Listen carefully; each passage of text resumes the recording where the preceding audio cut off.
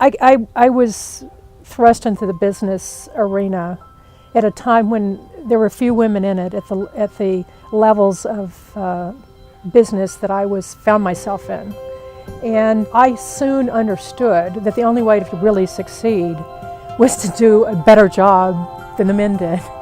And that it was not to ask for equal treatment, it was to deserve at least as good or better treatment based on my performance.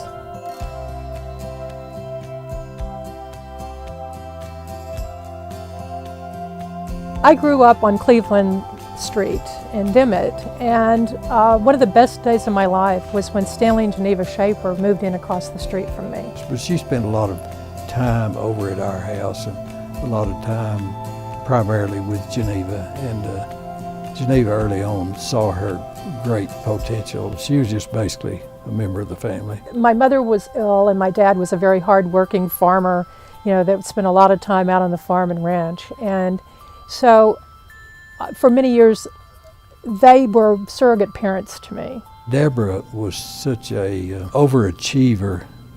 I think she was an overachiever from the day one, you know. You didn't have to push her very hard. I originally started university at the University of Texas, but I married my childhood sweetheart, and after we were married, I went back to WT at night. All of my primary classwork in economics I received at WT, which gave me a wonderful grounding for the business career I eventually engaged in. I thought I had got a great economics education that I think it was second to none. After I graduated from WT, I went back to Dimmitt and became the assistant plant controller for the corn milling plant. In the early 70s, they passed a law called the Equal Opportunity Act, which required all government contractors to advance women. I was the only woman around, and I happened to have a good college degree from a good school like WT, and they decided that maybe I could help them solve their equal opportunity requirement. And they asked me to come to California. They had a business in San Francisco known as Spreckle Sugar. And initially I told them no because I was thinking about going to law school. And they told me maybe I should rethink that because they would pay for me to go to law school if I would come to California. I'll have to confess that I tried to talk Deborah out of it. You know, here we are, this is the late 70s, you know, a young lady from Dimmitt, Texas going to San Francisco in the late 70s.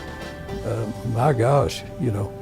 But Geneva told me to back out of it. Deborah needs to do what she wants to do and what she's capable of doing.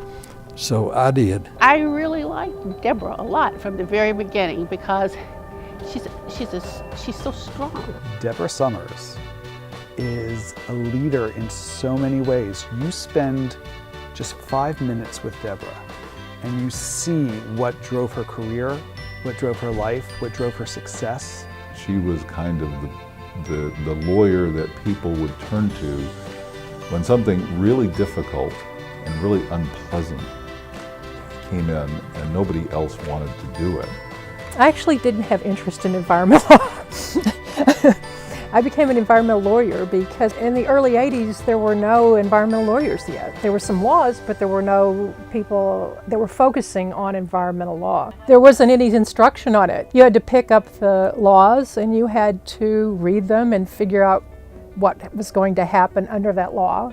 And then you had to create relationships with all the environmental regulators. You know, I don't really know how all that works because I haven't ever had to do that, mainly because Deborah stepped up and did it. When I decided to retire from the practice of law, I knew that I had to have something else that would, you know, fill my life with purpose. Deborah is this fierce, passionate advocate for arts education in the schools. I don't know what we did to get Deborah Summers, but we are so grateful and lucky she's a part of our team. Art and music had always been important to me, and although I didn't spend my career in that, I thought it had always informed everything that I did. So I wanted to make sure that kids had an opportunity to understand how important those things are. Deborah was a pioneer. Her success paved the way for others. It wasn't easy. There was nothing easy about that. There must have been over 100 lawyers, and so there were, 5 women in the partnership. It was hard being a woman there.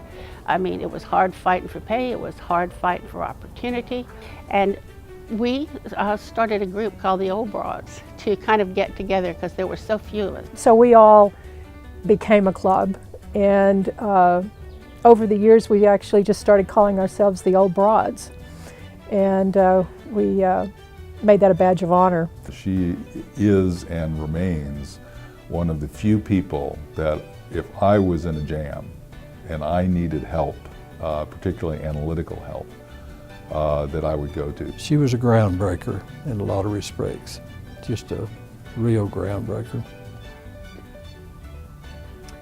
She's my kind of woman.